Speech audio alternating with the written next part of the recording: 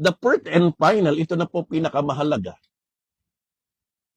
To become unstoppable, united in building for God's glory, meron tayong tinatawag na purpose-driven unity, passion-driven unity, partner-driven unity. Ito yung pang-apat.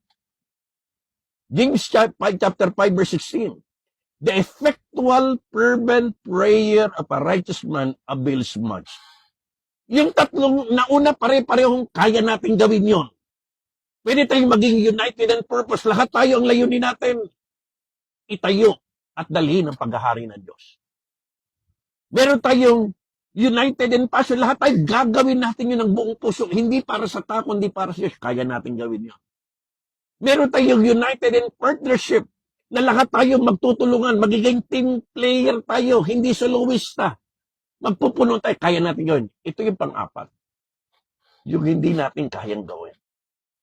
Alam natin, limitado tayo. Kaya itong pang-apat na ito ay napakalaga. United in prayer. Ito yung tinatawag nating prayer-driven unity.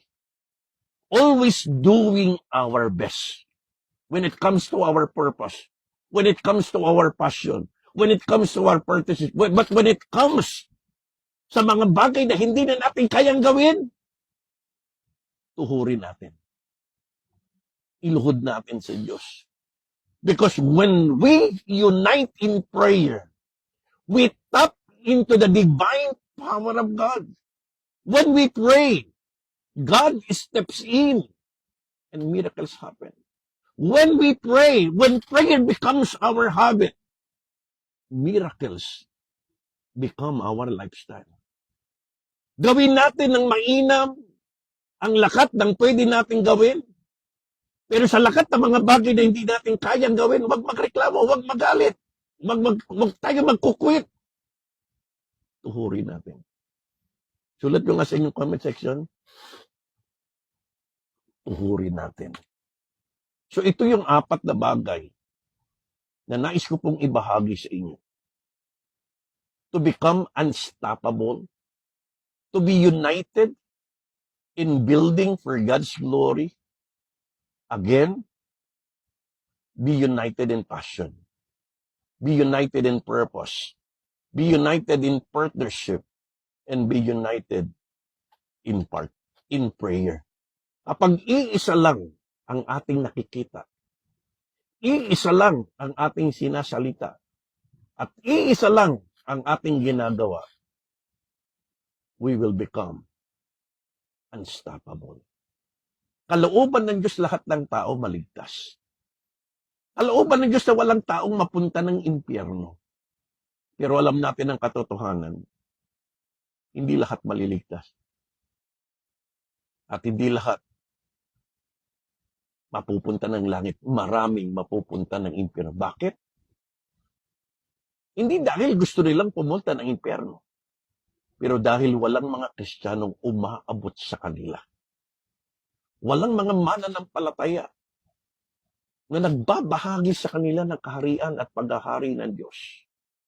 Walang mga mananampalataya na buong pusong ginagawa nila na abutin ang mga taong ito. Kaya sa umagang ito, challenge ko po sa inyo lahat. Kung paanong nung Genesis 11, mga hindi mananampalataya, hindi Kristiyano, hindi kalooban ng Diyos, hindi nila kasama ang Diyos, pero naging napaka-makapangyarihan nila because of the power of unity. At ito ngayon ang challenge sa ating lahat ngayon. Panahon na para tayong lahat ay magkaisa, hindi para mag-isa. Kung nais po nating madala ang kaharian at paghahari ng Diyos sa lahat ng tao, kung nais nating maranasan ng lahat ng tao ang paghahari ng Diyos, ang kaligtasan ng Diyos, ang pagmamahal ng Diyos, ang pagbabago ng Diyos, ang pagpapala ng Diyos, let us be united in building for God's glory.